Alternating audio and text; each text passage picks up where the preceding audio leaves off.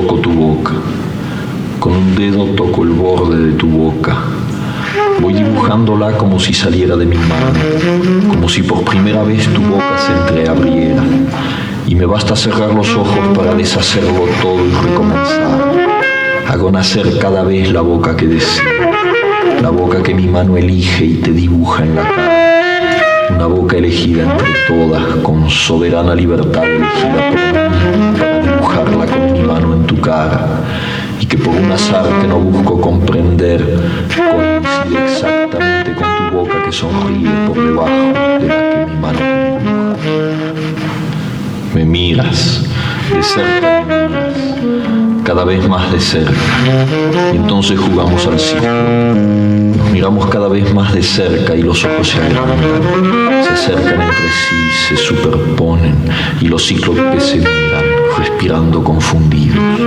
Las bocas se encuentran y luchan tibiamente, mordiéndose con los labios, apoyando apenas la lengua en los dientes, jugando en sus recintos donde un aire pesado va y viene con un perfume viejo y un silencio. Entonces mis manos buscan hundirse en tu pelo, acariciar lentamente la profundidad de tu pelo mientras nos besamos, como si tuviéramos la boca llena de flores o de peces, de movimientos vivos, de fragancia oscura. Y si nos mordemos, el dolor es dulce.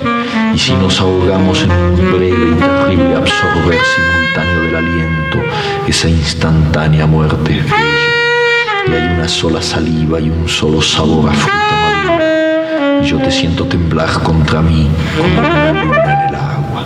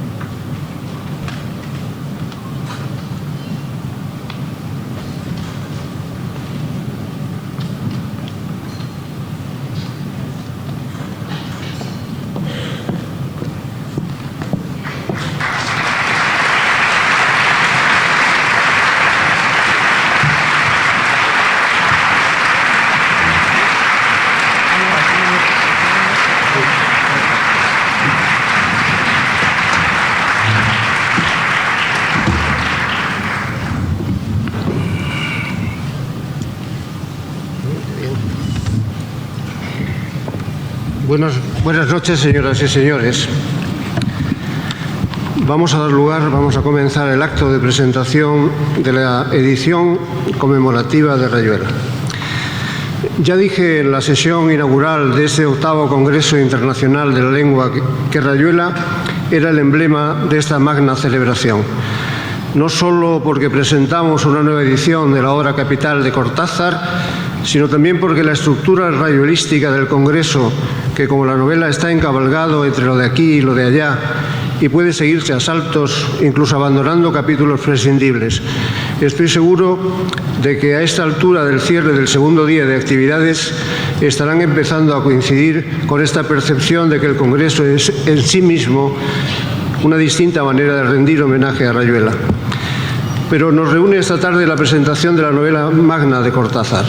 La Real Academia Española, la Asociación de Academias de la Lengua Española y la Academia Argentina de las Letras rinden homenaje a uno de los autores en español más importantes de todos los tiempos.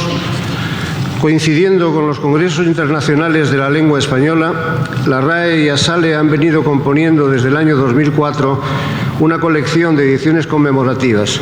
Se publicó en primer lugar El Quijote, con ediciones de 2004 y 2015, y tras él sucesivamente 100 años de soledad en 2007, La región más transparente 2008, Pablo Neruda, Antología General 2010, Gabriela Mistral en verso y en prosa 2010 igualmente, La ciudad y los perros 2012, Rubén Darío del símbolo a la realidad 2016, La colmena también en 2016 y otros 2 títulos en 2017, Borges Esencial y Yo el Supremo. Rayuela tenía que ser casi necesariamente la obra elegida para el 8º Congreso Internacional de la Lengua Española, en cuanto que está teniendo lugar en la ciudad argentina de Córdoba. Rayuela se publicó por primera vez en 1963 y para muchos es el prólogo del llamado boom de la novela latinoamericana que tanto nos ha conmovido desde los años 60. Una novela que fue desconcertante, contranovela, como la calificó el propio Cortázar, que la llenó de resortes técnicos capaces de romper con los aspectos del discurso tradicionales, irregularidades lingüísticas, interrupciones del discurso, páginas en las que convergen voces distintas de obras que alteran en los renglones diferentes, que deben leerse salteados para poderlos comprender. Convivencia natural de diversas formas de español, peninsular, americano, argentino porteño, lunfardo, añadiendo por todas partes extranjerismos crudos, puntuaciones divergentes y, en general, una estructura narrativa que pone a prueba al lector, hasta llegar a la deslumbrante invención de un idioma particular y asombroso, el glíglico. Les leo algo del capítulo 68 por si no recuerdan su sonido. Apenas él le amalaba el noema, a ella se le agolpaba el clémiso y caían en hidromurias, en salvajes ambonios, en sus talos exasperantes. Cada vez que él procuraba relamar las cincopelusas, se enredaba en un grimado quejumbroso y tenía que convulsionarse de cara al nóvalo, sintiendo cómo poco a poco las amillas se espejunaban e iban apeltronando, reduprimiendo, hasta quedar tenido como el trimalciato de ergomanina al que se le han dejado caer unas fíbulas de carioconcia. Y sin embargo era apenas el principio, porque en un momento dado ella se tordulaba los urgalios, consintiendo en que él aproximara suavemente sus ofelunios. Apenas se entreplumaban algo, como un ulocordio se encristonaría, los extrajustaba y paramovía. De pronto era el clinón, la estefurosa convulcante de las mátricas, la jadeollante embocapluvia del orgumio, los epromenios del merpasmo. En una sobrehumítica hago pausa.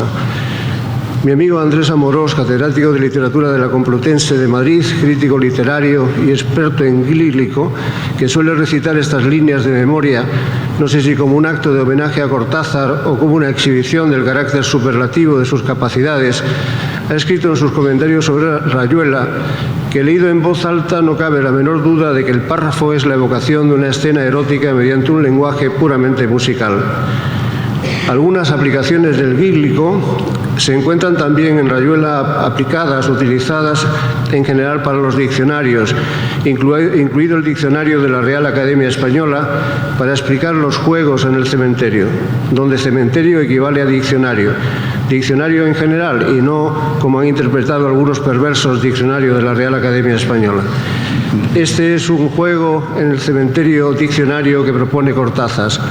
Hartos del cliente y de sus cleuanos, le sacaron el clíbano y el clípeo y le hicieron tragar una clica.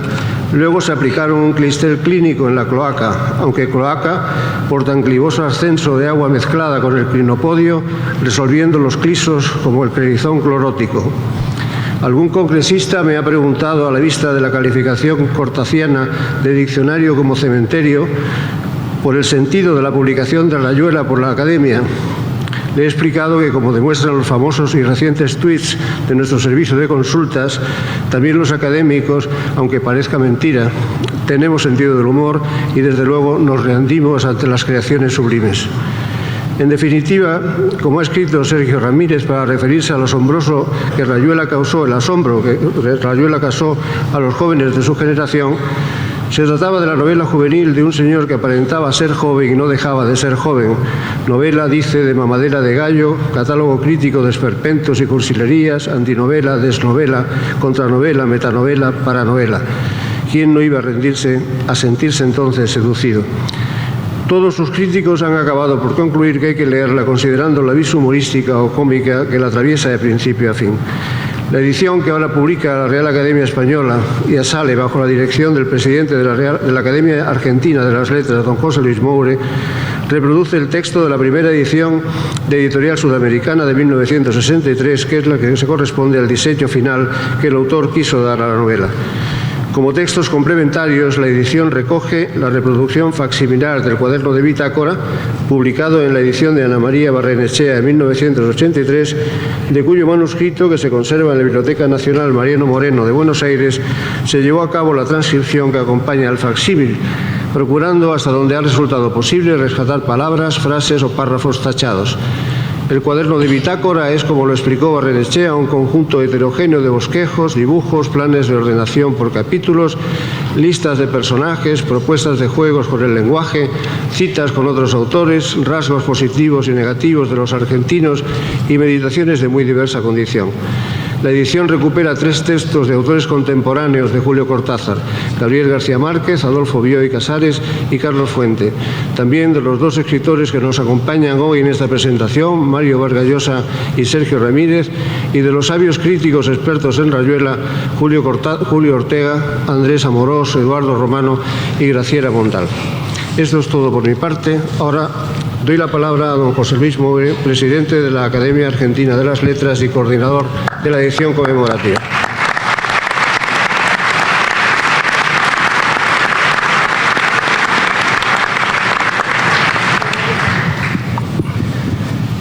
Debe haber pocas personas menos indicadas que yo para hacer referencia a la novela de Rayuela. Digo esto porque parecería sorprendente. Yo coordiné esta edición, como coordiné la del Borges Esencial, que la precedió. E hice una y otra con un enorme placer. Pero ¿por qué dije lo que dije? En 1963, yo era alumno del 2º año de un prestigioso colegio de Buenos Aires, diríamos el que ocasionalmente hace sombra o recibe la sombra del Montserrat aquí. Y una profesora de 2º año estaba tratando de explicarnos en ese momento en qué situaciones comunicativas se podía vocear, el voz. Y dijo que el voz podía servir en determinado momento para rebajar al interlocutor, y que ella ese mismo día había viajado en un colectivo y 2 individuos iban discutiendo, tratándose rigurosamente de usted como era usual en aquellos años. Es necesario entender esto para entender la anécdota. Y uno de ellos le dijo: ¿qué vas a saber vos? Y todo el mundo quedó un poco diciendo, bueno, poco menos que lo había insultado de arriba abajo. Y dijo: hay un autor argentino que maneja muy bien el voceo. Ustedes pueden verlo en una novela reciente que es Los Premios. Y yo, que evidentemente, así como otros chicos tienen otras aficiones, siempre me interesó el lenguaje, por razones que no podría explicar, me fui hasta la biblioteca de la prensa, una biblioteca muy importante en esos años, de un diario muy importante en esos años, y pedí el ejemplar. Y me pasé la tarde leyendo Los Premios. Como yo venía de una instrucción regular, una instrucción en literatura muy conservadora, me sorprendió esa novela en la que no pasaba gran cosa. Y yo no podía entender que alguien escribiera de esa manera. Todo eso, naturalmente, haría eclosión ese mismo año, aunque yo estaba atrasado unos cuantos, porque en 1963, cuando yo estaba viviendo esto, se publica Rayuela.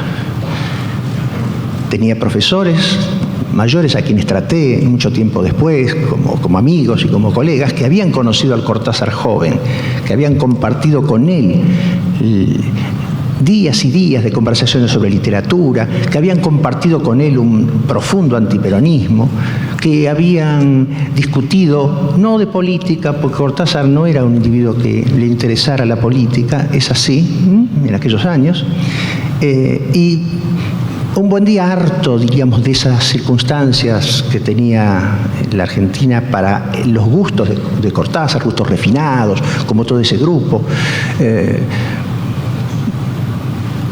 gente que gustaba de reunirse y escuchar música, y hablar largamente de literatura. Bueno, un buen día esa amistad se interrumpe porque Cortázar decide irse a Francia. Y allí se produce un primer profundo quiebre que va después a irse desarrollando de manera más o menos lenta hasta que en otro momento de la vida, como nos contaba hace un momento Mario Vargas Llosa, se producirá otra transformación. Pero yo puedo asegurarles por las amistades y por la correspondencia y las cosas que decían estas personas que trataban, que esto había sido, digamos, ya empezaba a verse o a advertirse cuando él se va a Francia y empieza a tomar distancia de la realidad argentina. Pero vuelvo a esto. Los gustos de Cortázar no eran los míos. Nunca me gustó el jazz. Yo soy un melómano clásico. Ahí comparto un 50%, gran melómano Cortázar, pero no un oyente de jazz. Entonces, ¿qué me interesó a mí de Cortázar? El manejo del lenguaje. A mí me interesaba eso, qué es lo que él hacía con el idioma. Desde el voceo ese que denunció esta profesora y que yo vi con admiración, porque me interesaba ver cómo la literatura empezaba a reflejar este fenómeno, que era novedoso en una obra de estas características, y después ya en Rayuela, en el cual ese lenguaje va a explotar. Es un lenguaje manejado por un artista que saca de él todas las posibilidades, hasta llevarlo al límite de la comprensión y llevarlo al lírico, en el cual, curiosamente, como ustedes habrán advertido, mantiene una sintaxis perfecta, pero sí cambia la estructura misma, la estructura léxica y la estructura morfológica, no ni siquiera la estructura morfológica, porque para entender o intentar advertir qué es lo que puede estar significando el lírico, la sintaxis es siempre la sintaxis castellana cuidada. Es un mundo narrativo en el que yo no voy a entrar ahora, complejo, en el que es compleja la trama, es compleja la propuesta de lectura, son complejos las vidas de estos personajes, y al mismo tiempo un mundo cultural de una riqueza extraordinaria. Es decir, toda la cultura acumulada por este individuo que había leído, o parecía haber leído, no como Borges, pero casi todo, y haber oído casi todo, haber escuchado música, todo ese mundo aparece aquí, entrecruzado, referido, invocado permanentemente. De modo que cuando a mí se me confió hacer el Borges esencial, me sentí a mis anchas porque es, digamos, uno de mis, si no el más, vamos a decir las cosas como son, el escritor que más he admirado en mi vida. No así Cortázar, yo no admiraba a Cortázar con esa fuerza, pero se me encomendó hacer esta edición de Rayuela y tuve la colaboración de mi esposa, Alejandra Tadía, que sí es una cortázariana devota, que por otro lado nació en Banfield, en la misma localidad donde nació Cortázar, y que un día casi me arrastró hasta el lugar donde se suponía que había vivido Cortázar. Se suponía porque la casa fue refaccionada, muy modificada, y solamente hay un cartelito de la municipalidad que dice: a 50 metros aquí vivió Julio Cortázar. Eso es todo. Pero el entusiasmo de Alejandra, la persistencia y el hecho mismo de que cuando hubo que elegir una obra, optase yo finalmente por Rayuela después de haber votado al comienzo porque fuesen los cuentos de Cortázar, que a mí me gustaban particularmente, pues bueno, manos a la obra. Y entonces entré nuevamente en este libro de 1963 con esa pequeña y mínima historia de anécdotas individuales intrascendentes. Y me puse a trabajar con lo que uno ha acumulado como oficio hasta ahora. Creo que hicimos una hermosa edición. Buscamos prologuistas, basta simplemente contar con los dos, pensar en los dos que tenemos hoy en la mesa. Algunos dos argentinos, que estaban en el momento uno en el exterior, Graciela Montaldo y Romano, de Buenos Aires, profesor de literatura hispanoamericana. Fuimos adosando esos textos. La edición la decidimos, optamos por la primera edición, quizá la menos discutida, porque está indicando la decisión primera de la edición tal como él quiso sacarla, el texto que él quiso sacar, y después una anotación que en el caso de Cortázar, por lo que hemos comentado ahora, fue particularmente difícil. Y hasta cierto punto, por ejemplo, en onomástico, estoy seguro que han de faltar cosas, porque es casi infinita la cantidad de referencias bibliográficas, de nombres propios, históricos, geográficos. Bueno, intentamos hacer una anotación que le sirva al lector, sin demasiadas erudiciones, y desde luego la gran novedad, la inclusión del cuaderno de bitácora, cuyo original está en la Biblioteca Nacional, donde yo en ese momento trabajaba. Le pedí a Alberto Mangel que nos diera el permiso para introducir este facsímil largo, y así fue. Y conté, y eso no puedo silenciarlo, en todo momento con la invaluable colaboración de Carlos Domínguez Cintas, director de publicaciones de la Real Academia Española, con quien ya había trabajado con enorme gusto para hacer el Borges Esencial, pieza clave para terminar estas ediciones con la calidad que tenemos. Trabajó sobre ese cuaderno de bitácora para hacerlo legible.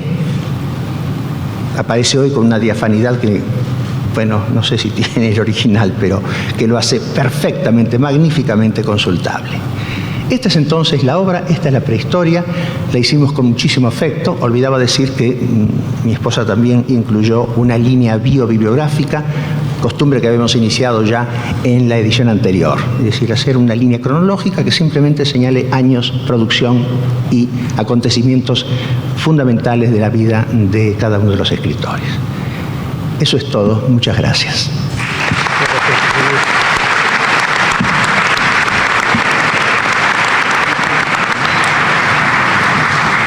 Tiene la palabra don Luis García Montero, director del Instituto Cervantes.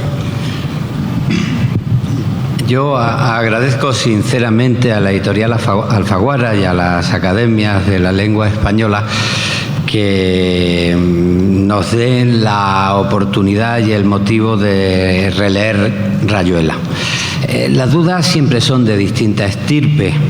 Se puede dudar, bueno, porque Julio Cortázar no es de los escritores preferidos, pero se puede dudar también porque uno se ha entusiasmado con un escritor, con una primera lectura, y se teme, 40 años después, ¿qué me puede decir Rayuela? Julio Cortázar es un clásico. Hay 1000 motivos para disfrutar de un clásico. Se abre por cualquier página y es una delicia, el idioma, el estilo. Pero Rayuela, para mi generación y para la generación anterior, fue mucho más. Fue una bandera. Rayuela era una enciclopedia de la rebeldía. Rayuela era la consecuencia de un mundo que como se dice en las propias páginas del libro, necesitaba cambiar de línea de autobús y cambiar de historia.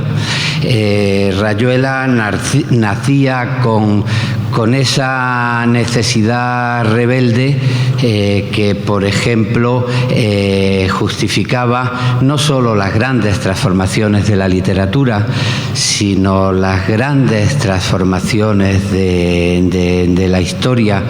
Rayuela pues estaba de parte de la energía violenta y dulce que motivó la revolución sandinista en busca de la libertad contra el dictador. Rayuela nació de la misma energía que después nació la efervescencia de mayo del 68 en París, o la indignación del 68 en la plaza de Tlatelolco en México. Rayuela se convirtió en el referente de la necesaria transformación de la novela latinoamericana, de la desconfiguración del personaje, de la deconstrucción de los argumentos, el primer gran relato que no necesitaba relato, etcétera, etcétera, porque palpitaba la energía de un mundo que tenía que cambiar de rumbo. Bueno, han pasado los años. Muchas de las ilusiones han acabado mal y uno se pregunta, ¿debería yo leer Rayuela? ¿Es parte de mi melancolía o es una realidad que todavía nos convoca desde la realidad? Leo, por ejemplo, la joroba está en que la naturalidad y la realidad se vuelven no se sabe por qué enemigas. Hay una hora en que lo natural suena espantosamente falso, en que la realidad de los 20 años se codea con la realidad de los 40 y en cada codo hay una gilet tajándonos el saco.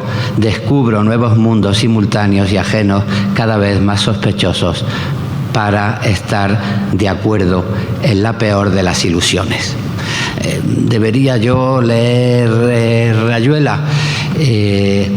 La verdad es que tengo que agradecerle a la editorial Alfaguara y a las academias que me hayan dado la oportunidad de releerla, porque sí, hay que releer Rayuela en una edición en la que además, desde distintas perspectivas, según cada personalidad, pues los amigos recuerdan a Julio Cortázar, la mirada de Gabriel García Márquez, de Mario Vargas Llosa, de Sergio Ramírez, cada cual desde su perspectiva, la mirada de los estudiosos.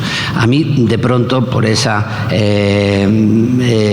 emoción que a veces tenemos los profesores, que nos emocionamos hasta con los datos fríos, pues me ha emocionado mucho en la magnífica cronología de Alejandra Atadía, pues encontrar, por ejemplo, referencia a dos de los primeros textos de Julio Cortázar publicados en la revista Realidad,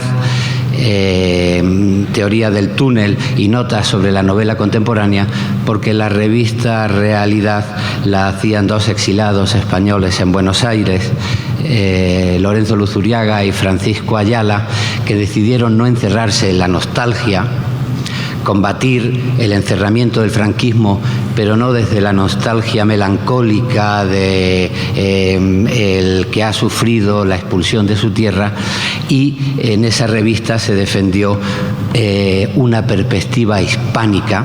Así lo defendía Francisco Ayala, ya que estamos en Buenos Aires, uno de los grandes centros de la hispanidad. En vez de cerrarnos en la melancolía española, vamos a crear una perspectiva hispánica de respuesta a los retos de lo que entonces él llamaba la unificación tecnológica del mundo. Y en eso estamos aquí estos días en el Congreso de la Lengua, defendiendo frente a cualquier fragmentación la necesidad de una perspectiva panhispánica para responder a los retos que nuestra comunidad tiene en la globalización. Y sí, me parece que la energía es necesaria porque el mundo no es ni bueno ni sagrado, porque sigue habiendo muchas injusticias, no solo en lo que se refiere a la libertad, sino también a la economía, y porque me parece que sigue siendo muy necesario nuestro compromiso con la realidad. De manera que gracias Alfaguara, gracias Academia, por haber combatido mis temores de la admiración, porque he vuelto a admirar la energía y el entusiasmo de Julio Cortázar.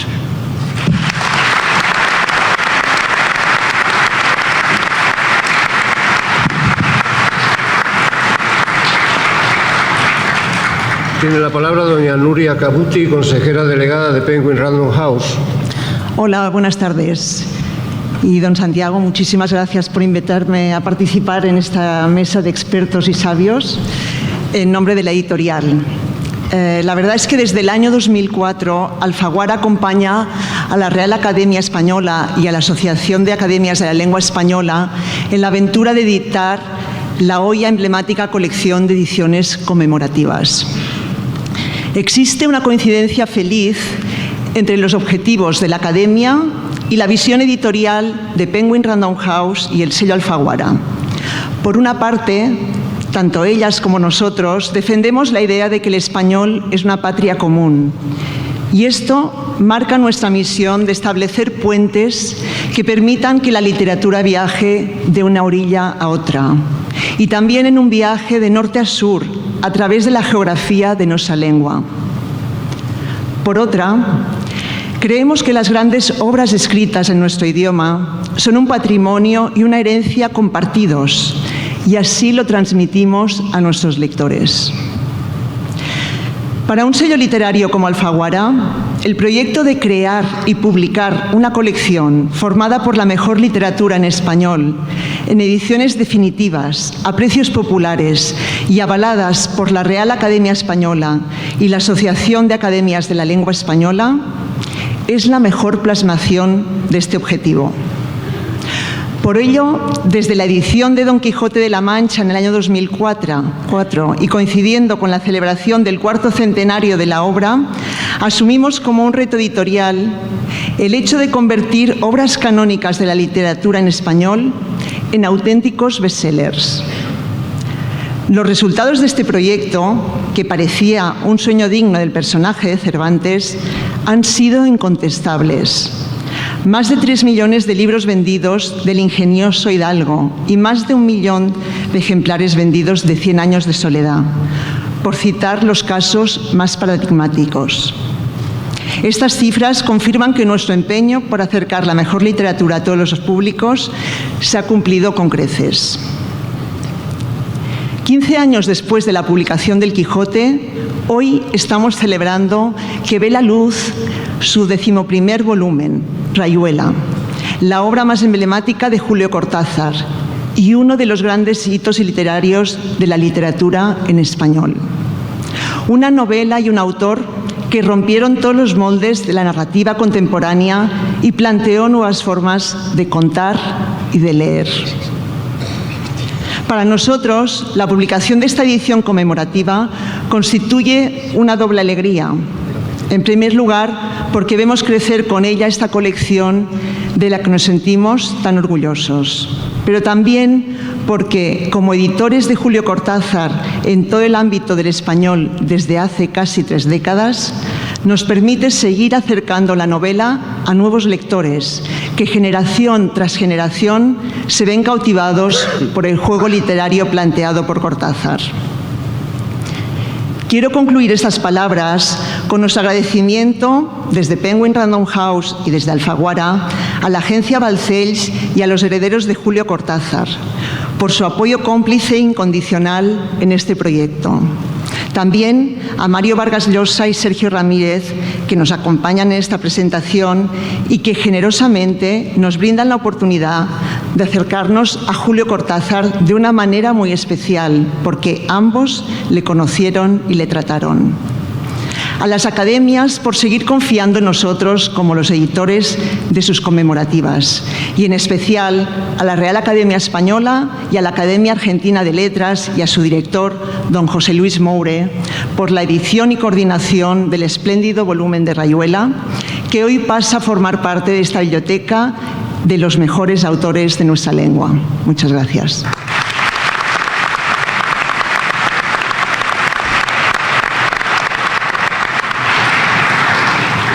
Tiene la palabra don Sergio Ramírez. Muchas gracias.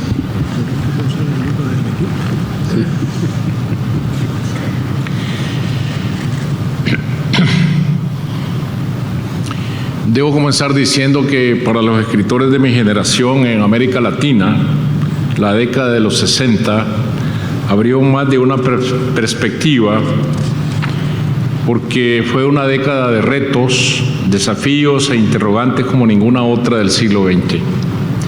Entrar en el universo de la escritura precisaba de héroes literarios, como siempre ha ocurrido, y de íconos envejecidos a los que destronar, como siempre ha ocurrido también.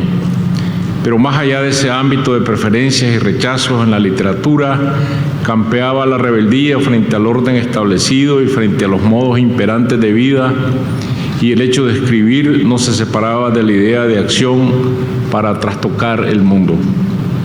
Es obvio que teníamos frente a nosotros la realidad de nuestros países marginados, donde todo estaba por cambiar, pero aspirábamos no solo a un cambio de la realidad, sino también de todos aquellos usos de conducta social e individual que eran parte de la realidad de miseria y atraso, un solo frente de rebeldía.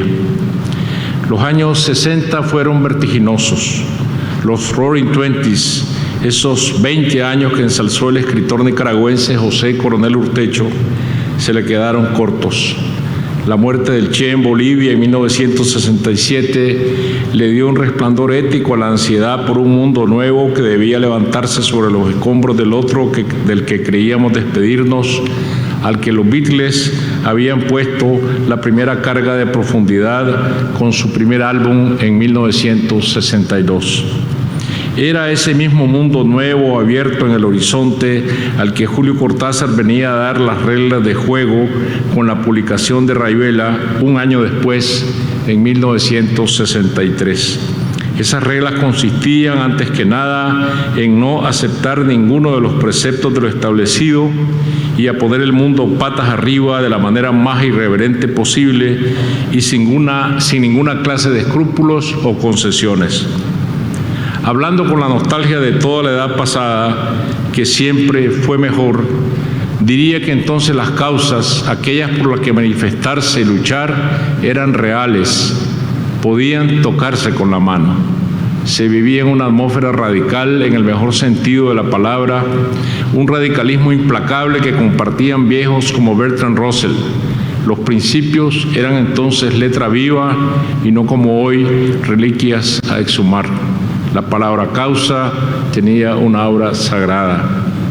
En los 60 estaba de por medio la lucha por los derechos civiles en los Estados Unidos, la guerra de Vietnam, las dictaduras en Grecia, en América Latina, en España y Portugal, la lucha por la descolonización en Asia y en África. Un solo gran concierto de rock como el de Woodstock podía interpretar toda esa rebeldía espiritual, y aún el envejecimiento de las universidades, que se habían vuelto momias crepusculares, era una causa por la cual salir a las calles.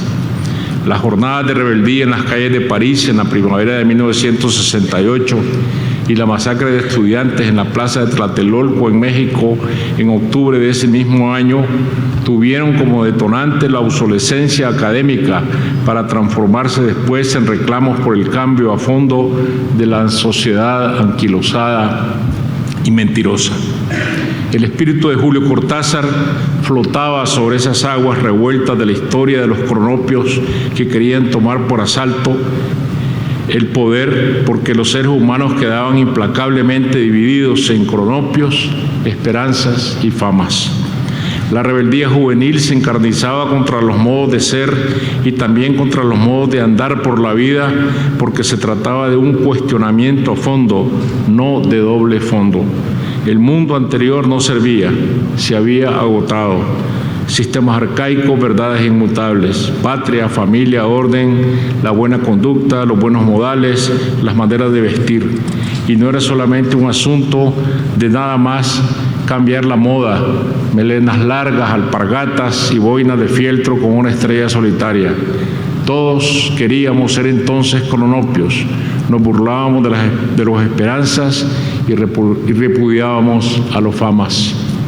Rayuela planteaba antes de nada la destrucción sistemática de todo el catálogo de valores de Occidente sin hacer propuestas. Se quedaba en una operación de demolición y no aspiraba más porque en las respuestas estaba ya el error.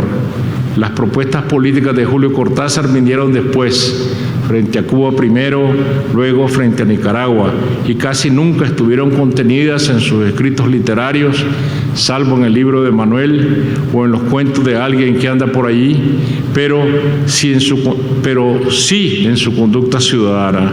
La conducta, hoy tan extraña también, de un escritor con creencias y capaz de defenderlas.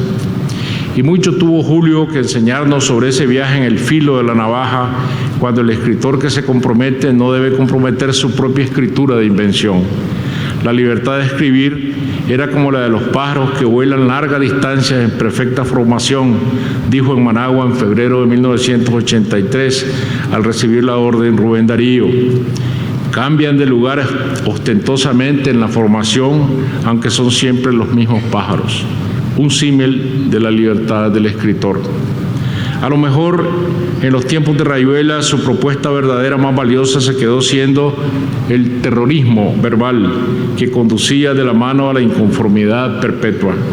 Pero eso es algo con lo que al fin y al cabo no pueden compadecerse las revoluciones una vez en el poder, porque ley inexorable, la rebeldía que dio vida al ideal absoluto de libertad termina no pocas veces en esclerosis y los héroes convertidos en caudillos, y así la salamandra del pasado termina mordiéndose la cola, diría Morelli. Las utopías reglamentadas se vuelven siempre pesadillas. Un viaje a veces rápido desde los sueños a los malos sueños y de allí a los pésimos sueños. Viéndolo bien, la rebeldía perpetua del Che, huyendo de todo aparato de poder terrenal y buscando siempre un teatro nuevo de lucha, venía a parecerse mucho a la persecución que de sí mismo hace con todo virtuosismo Horacio Oliveira en Rayuela, la rebeldía inagotable como propuesta ontológica. No en balde esos íconos de los años 60 de que hablo se quedaron jóvenes en la memoria, como sucede siempre con los héroes verdaderos que nunca envejecen. Jóvenes necesariamente según la más estricta de las reglas de canonización de los héroes, la de Joseph Campbell. No hay héroes decrépitos. Los Beatles ya se sabe que nunca envejecieron y siempre lo veremos lo mismo en las carátulas de sus discos, sobre todo después del asesinato de John Lennon, que lo arrebató a esa categoría imperecedera del Olimpo juvenil. Los dioses que siempre mueren jóvenes. Y junto con los Beatles, el Che mirando en lontananza, el héroe al que el poder ya no podía tocar, contaminar ni disminuir. Por eso Julio es también un joven que no envejece, como tampoco, según la leyenda, dejó nunca de crecer. Y es que en realidad no ha dejado nunca de crecer, ni de hacerse más joven. Viene de atrás hacia adelante, botando años por el camino, hasta quedarse en una figura de adolescente que se va haciendo niño, como aquel personaje Isaac McCaslin en la novela de William Faulkner, Desciende Moisés. Muchas gracias.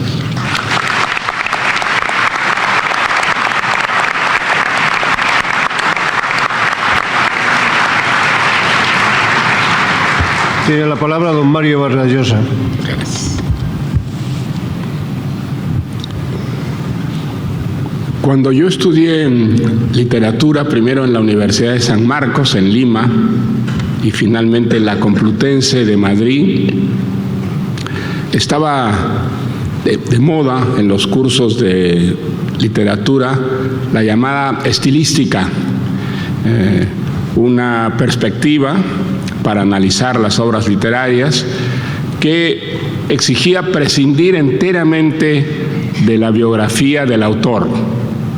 Había que juzgar las obras literarias en cuanto a obras literarias como unas determinadas construcciones del lenguaje, estudiar el narrador, estudiar los puntos de vista, estudiar la organización del tiempo dentro de las novelas, pero lo que era absolutamente fundamental para diferenciarse sobre todo de la crítica anterior, la crítica romántica, había que olvidarse de todas las anécdotas, de la historia, de la chismografía de quien había escrito esa obra literaria.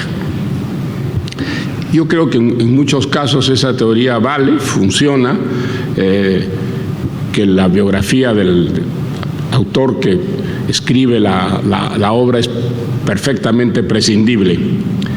Pero no creo que sea el caso de la obra que nos reúne esta noche, Rayuela. Creo que ella hubiera sido imposible de concebir, de escribir, sin la personalidad de su autor, de la manera como él era, sus intereses, su carácter, su personalidad, sus curiosidades, sus apetitos. Yo quisiera comenzar esta exposición contarles cómo conocí a Julio Cortázar. Lo conocí el año 58, yo estaba haciendo un doctorado en Madrid, pero había ido a pasar a París ese fin de año. Y un amigo peruano que trabajaba en la UNESCO nos invitó a cenar. Me tocó en esa cena, al lado, un muchacho muy delgado y muy alto, que había llegado con su mujer, que era una persona más bien bajita, con ojos muy vivos, y una pareja que creo que nos impresionó a todos los que estábamos en aquella cena por la originalidad, simpatía y riqueza de su conversación.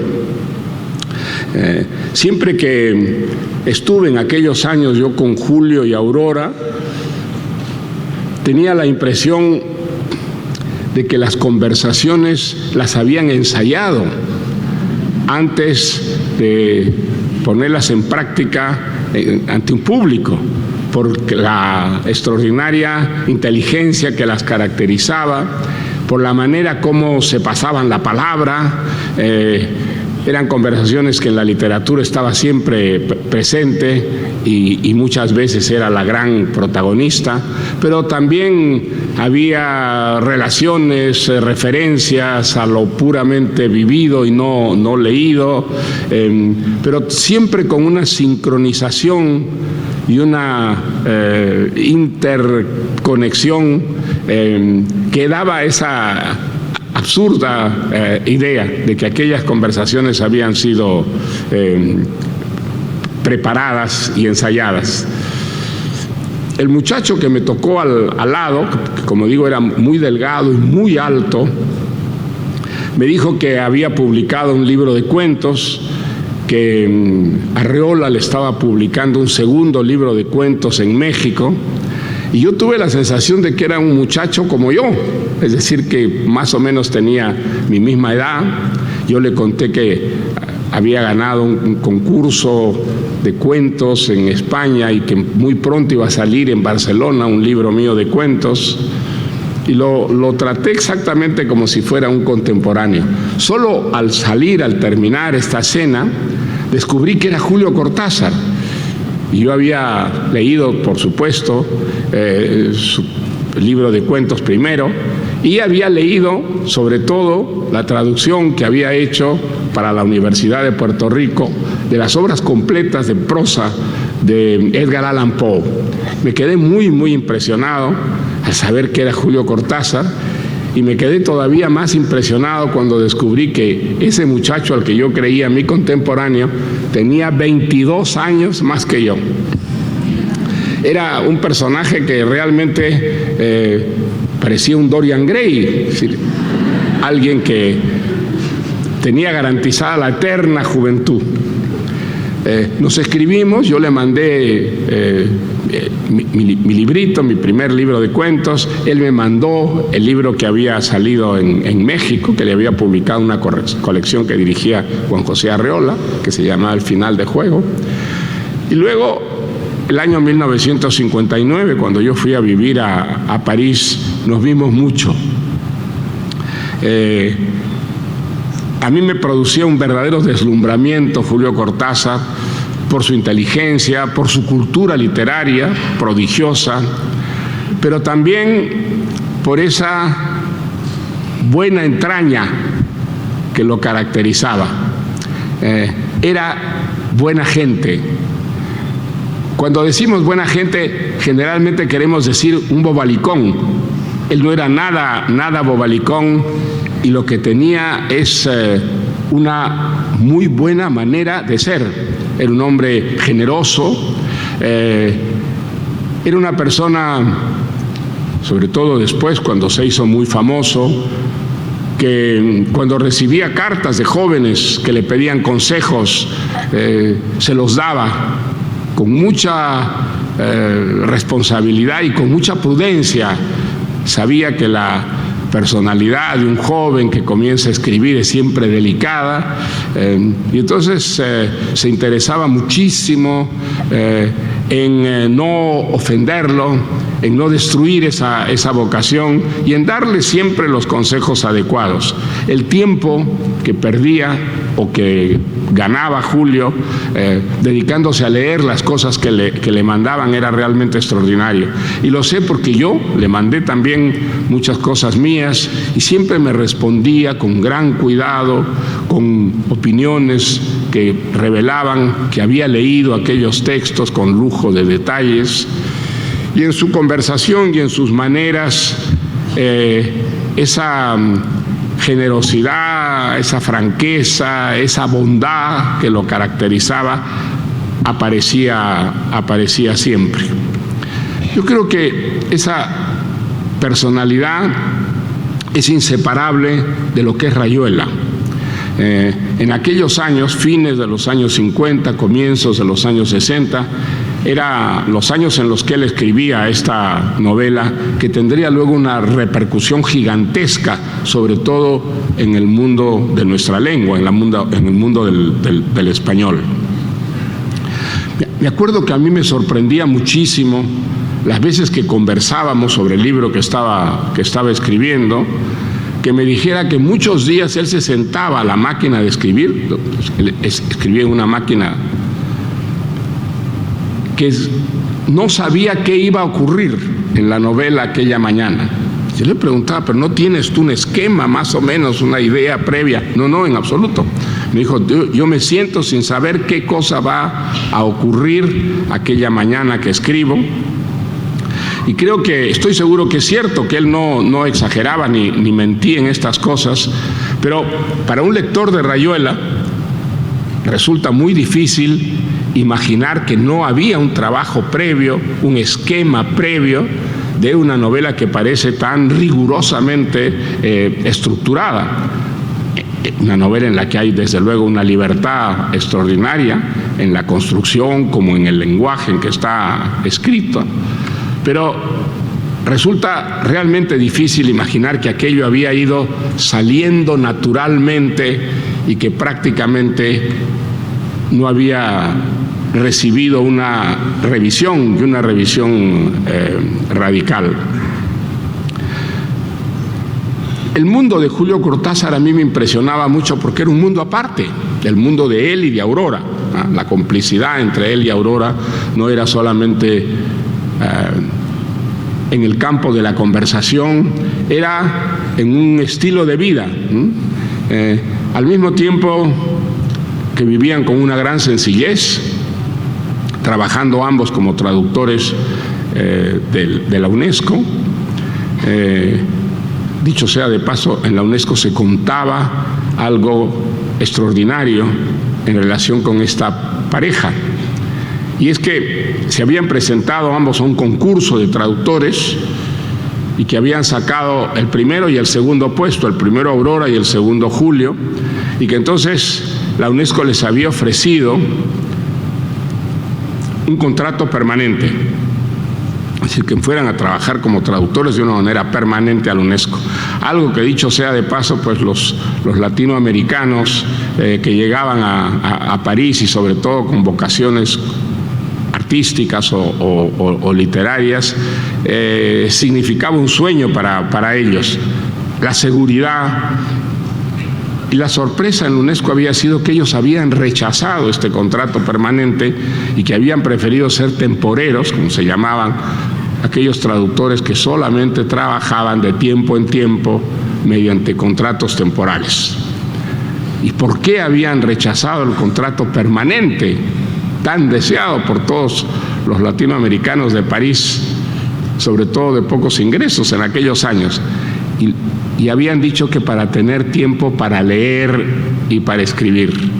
Y eso era lo que más sorprendía a los traductores de la UNESCO, entre los cuales me conté yo, dicho sea de paso, también temporalmente. El mundo de los Cortázar era un mundo, como digo, aparte, era un mundo hecho de libros, por supuesto, de pintura, iban mucho a exposiciones, de búsqueda de cosas raras. Me acuerdo, por ejemplo, que Julio me invitó una vez a acompañarlo a un congreso de brujas, bueno, palmistas, adivinadoras, que se realizaba en la Mutualité. Yo confieso que me aburrí espantosamente, pero él se divirtió de una manera extraordinaria oyendo a estas brujas, pasando de una a otra, con comentarios que eran realmente, por una parte, jocosos, y por otra parte, no, él veía ahí detrás de esa mistificación, veía una profundidad misteriosa que a mí no me alcanzaba. Bueno, al mismo tiempo veían muy poca gente y veían gente solo afín. Yo recuerdo que intenté presentarle a Cortázar a Juan Goytisolo, un escritor español que también vivía en París en esos años, del que yo era muy amigo, y recuerdo que me dijo con una especie de horror: no, es demasiado político Juan Goytisolo, no quiero conocerlo. En ese tiempo la política era algo que no le interesaba en absoluto y que le parecía algo que de alguna manera podía contaminar y empobrecer ese mundo muy rico, muy original y muy personal que tenían. Había el rumor ya en esa época, por lo menos entre quienes conocían lo que había escrito Cortázar hasta entonces, que en la casa de los Cortázar había un cuarto, que era un cuarto donde Julio Cortázar se encerraba a jugar.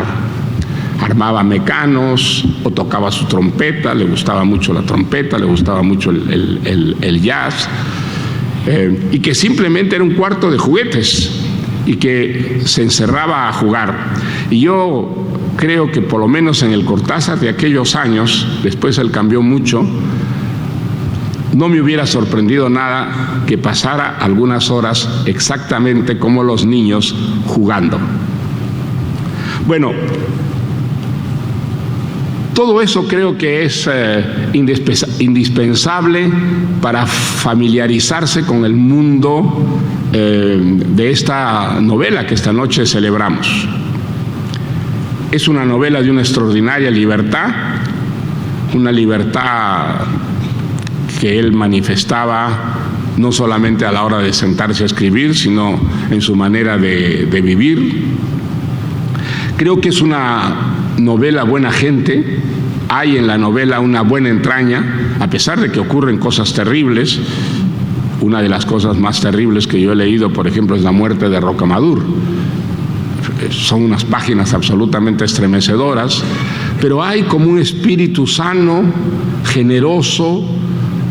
Es una novela desprovista de maldad, algo que es muy raro. Las novelas, la maldad está siempre presente, y yo diría que en el caso de las grandes novelas suele ser una protagonista. En Rayuela no hay maldad. En Rayuela hay una manera de vivir que es inocente en muchos casos, y en otras, si no es inocente, si hay una sensación de toda la complejidad y esa maldad de ese mundo lejano a la novela, lo que hay es un espíritu juguetón y juvenil, un espíritu que de alguna manera había mantenido en esa especie de eterna juventud al Julio Cortázar de aquellos años. ¿Cuál fue la gran novedad que tuvo Rayuela para los lectores de español al salir? Fue una verdadera revolución. Yo creo que no fue la estructura tan absolutamente insólita, sorprendente, de esta novela que se podía leer de distintas maneras, de esta novela en la que pasaban tantas cosas sorprendentes, raras, extraordinarias, sino probablemente que era la primera novela en nuestra historia, en la historia de la lengua española, que introducía el juego con un elemento absolutamente esencial, desde el título de la novela. Rayuela es un juego de niños, y no es casual que aparezca allí ese título, porque a lo largo de la novela los personajes, todos ellos sin excepción, se entregan al juego, a distintos tipos de juego, con una predisposición natural que los caracteriza a todos ellos. Desde luego algunos juegan un juego que es misterioso, un juego que bordea, roza, aunque nunca penetre profundamente el amor, pero otros juegan porque es una manera de vivir muy extendida en este mundo. Y creo que a todos nos sorprendió, sobre todo en la lengua española, donde el juego, no suele ser una presencia muy visible y mucho menos central, como era en el caso de Rayuela. Cortázar escribió siempre que él lo que más detestaba era aquellos escritores que para escribir se ponían saco y corbata. Él tenía la sensación de que si uno escribía en mangas de camisa, escribía de una manera menos convencional, con mucha más libertad, y que la rebeldía, la insumisión, el provocar determinadas alarmas que debía tener la buena literatura, era incomprensible si uno se movía dentro de convenciones más o menos tradicionales y rígidas. Y creo que esa es una realidad en cada una de las páginas de Rayuela. Las convenciones con las que está escrita la novela no son las convenciones dentro de las cuales nos movemos en el mundo.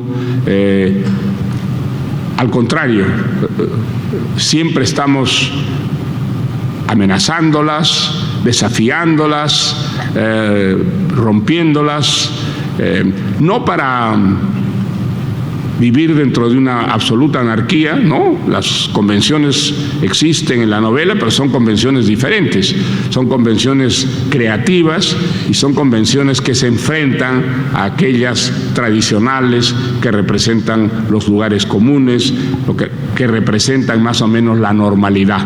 La normalidad no existe dentro de Rayuela, lo que hay es una anormalidad en toda la que viven todos los personajes, y que de alguna manera llega a crear un mundo aparte, un mundo que no tiene nada que ver con el mundo real, que es una especie de contramundo y en el que el juego representa una forma fundamental de existencia, de comunicación, de denominador común entre los seres humanos y también una manera a través de lo cual los personajes adquieren consistencia y realidad.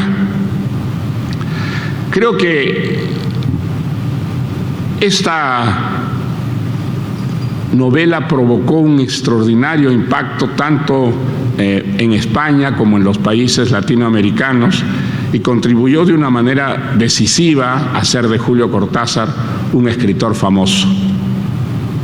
La fama no lo cambió en absoluto, él siguió siendo una persona muy sencilla y muy modesta, aunque experimentara poco después de Rayuela un cambio extraordinario de personalidad, la más notable, la más extraordinaria que he visto yo en mi vida, en el caso de una persona. Pero no voy a hablar de eso, sino que voy a concentrarme un poco en Rayuela. Es extraordinario el caso de esta novela que llegó a gentes que eran muy poco literarias, que leían poco, que no tenían una afición particular por la literatura, y sin embargo esta novela difícil de leer, una novela que requiere, digamos, una actitud en el lector diferente a aquella con la que se enfrenta, a las novelas, diríamos, entre comillas, más tradicionales, más convencionales.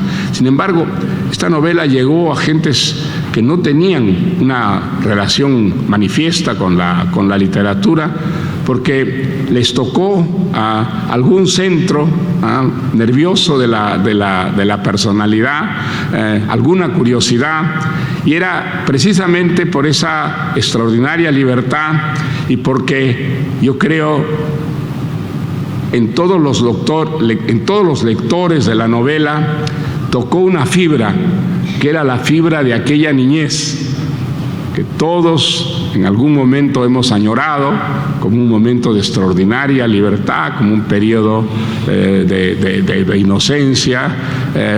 Creo que esta novela de alguna manera nos devolvía mientras la leíamos, mientras compartíamos los juegos a los que se entregan constantemente los personajes, a esa edad primera en la que, aunque uno viva traumas profundos, siempre recuerda con nostalgia, esa edad en la que todas las puertas, todas las ventanas parecen abiertas. ¿Es la gran obra de Julio Cortázar, Rayuela? Yo creo que no. Yo creo que el Cortázar del futuro, estoy seguro que será siempre leído, que tendrá siempre admiradores, devotos y discípulos literarios, pero que probablemente el Cortázar más duradero, el Cortázar eterno, si es que hay eternidad en el mundo de la literatura, algo que es muy discutible, será probablemente el de los cuentos. Yo creo que él fue un cuentista verdaderamente excepcional, un cuentista que tiene pocos equivalentes en su época, en el mundo de nuestra lengua. El mundo que crearon los cuentos de Julio Cortázar es extraordinariamente rico y al mismo tiempo diverso. Es un mundo fantástico. Él escribió historias que no se podían reconocer a través de la experiencia de la realidad, que procedían de otra realidad, y escribió también al mismo tiempo cuentos profundamente realistas, diríamos, entendiendo realistas entre comillas, porque nos enriquecían extraordinariamente una realidad que éramos capaces de conocer a través de la propia experiencia. Un cuento como El perseguidor, por ejemplo, yo creo que es uno de los cuentos más extraordinarios que se han escrito en nuestro tiempo, y no solo en el mundo de la lengua española. Hay otro cuento mucho menos conocido y famoso, pero que es Torito, por ejemplo, es la historia de un boxeador. Él le gustaba mucho el box, muy aficionado al box, que es un cuento también absolutamente extraordinario, escrito en un lenguaje que es casi un lunfardo, ¿no? Por la cultura del boxeador, que relata su vida, que cuenta su vida, una vida que parece no haber salido nunca de un ring de box. Creo que el mundo de los cuentos de Cortázar es de una riqueza absolutamente extraordinaria. Novela Rayuela, que es también extraordinaria, pero creo que el efecto novedoso, la gran sorpresa que fue Rayuela al aparecer, de alguna manera con el tiempo se va a ir, no diría desapareciendo, pero sí empequeñeciendo. Aquello ya no es una sorpresa, y en gran parte por el efecto explosivo y por las imitaciones y por las obras que no fueron imitaciones, pero que sí quedaron profundamente impregnadas de la experiencia revolucionaria que significó esta novela. Es una novela rara entre las novelas, porque no expresa el mal, no expresa lo peor de la experiencia humana. Creo que las grandes novelas suelen expresar precisamente, eso era una teoría de un ensayista francés, de Georges Bataille, que yo creo es una teoría que es bastante aceptable y verosímil, con las excepciones del caso. Pero creo que Rayuela es una novela que expresa lo mejor que hay en el ser humano, no lo peor, que al contrario, que lo peor está como desaparecido, y que las gentes que viven esa novela, que algunas son ingenuas, pero todas son generosas, son gentes más bien desamparadas en un mundo que no acaban de entender, y que precisamente por eso han creado su propio mundo, un mundo hecho de juego, un mundo inocente, un mundo que de alguna manera expresaba al Julio Cortázar que yo conocí. Muchas gracias.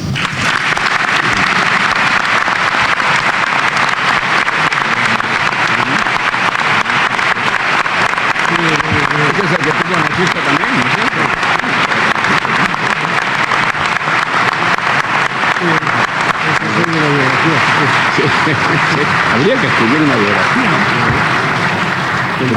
Él descubrió el mal en un momento dado. Él descubrió el mal, sí.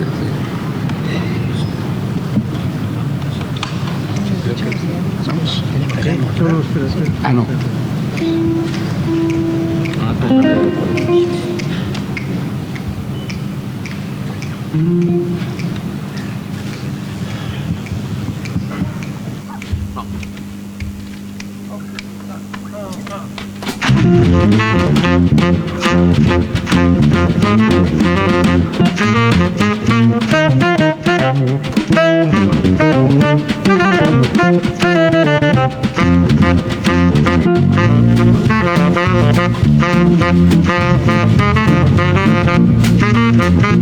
No.